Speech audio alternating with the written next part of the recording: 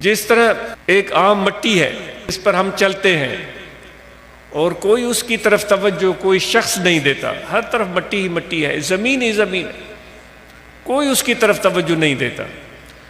لیکن اس مٹی کے ساتھ کسی استاد کا اگر واسطہ پڑے، کسی سمجھ والے کا، عقل مند شخص کا، ہنر والے کا، تو وہ مٹی مٹی نہیں رہتی، وہ کچھ اور بن جاتی ہے.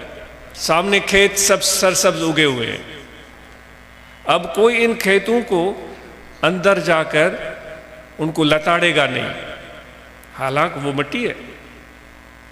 فرق کیا ہے کہ ایک ہنر مند شخص نے اس کھیت پر محنت کی ہے، اس میں ہل چلایا، اس کو پانی دیا، اس میں بیج ڈالا، اس میں فرٹیلائزر ڈالے، اس میں اور بہت ساری چیزیں اس نے کر لی، تو وہ مٹی نے اپنی شکل تبدیل کر دی، وہ ہرا بھرا کھیت بن گیا. تو اس کھیت کے ساتھ ہمارا رویہ تبدیل ہو جاتا ہے، عام مٹی کے ساتھ ہمارا رویہ تبدیل ہو جاتا ہے. اللہ تعالیٰ نے ہمیں بھی مٹی سے اور پانی سے بنایا ہے، جس طرح قرآن مجید میں اللہ تعالیٰ فرماتا ہے. قدرت کاملہ کے ہاتھ کی برکت سے ہم مٹی تھے، ہم پانی تھے. قدرت کاملہ کے ہاتھ کی برکت سے ہم کیا سے کیا بن گئے. اب لوگ ہمیں انسان بولتے ہیں.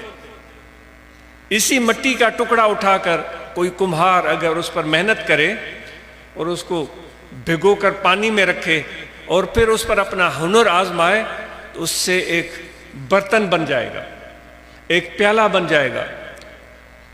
وہ پیالہ پہلے تو پاؤں تلے وہ مٹی روندی جا رہی تھی اور کوئی اس پر تھوکتا تھا، کوئی گندگی پھیلاتا تھا، کوئی کچھ کرتا تھا. اب جب اس مٹی کو استاد نے محنت کر کے اپنی قابلیت اور ہنر کی زور پر اس کو ایک شکل دے دی ہے، ایک پیالہ بنا دیا ہے، اب اس پیالے میں کوئی تھوکے گا نہیں، اس پیالے میں کوئی کے اوپر کوئی پاؤں نہیں رکھے گا، کوئی اس پر پاؤں. سمجھ والا، عقل والا شخص ایسا نہیں کرے گا، حالانکہ ہے تو وہ مٹی. اس لیے ہو رہا ہے کہ اس کو ایک استاد کا ہاتھ لگا ہے. اب اس کی قسمت یہ ہو گئی ہے کہ وہ پیالہ محبوب کے ہاتھ میں آئے گا، جس کے ساتھ بیٹھنے کو ہم ترستے ہیں اور تڑپتے ہیں.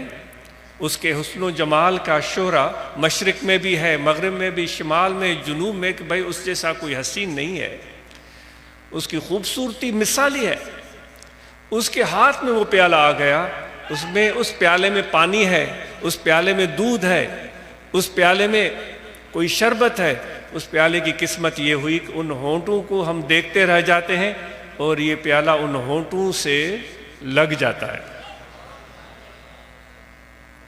کہاں مٹی جو پیروں تلے روندی جا رہی تھی، اور کہاں وہ مٹی کہ اس کی وہ قسمت ہوئی کہ محبوب کے لبوں کے ساتھ وہ مل گیا، جو ایک عاشق کا خواب ہوتا ہے.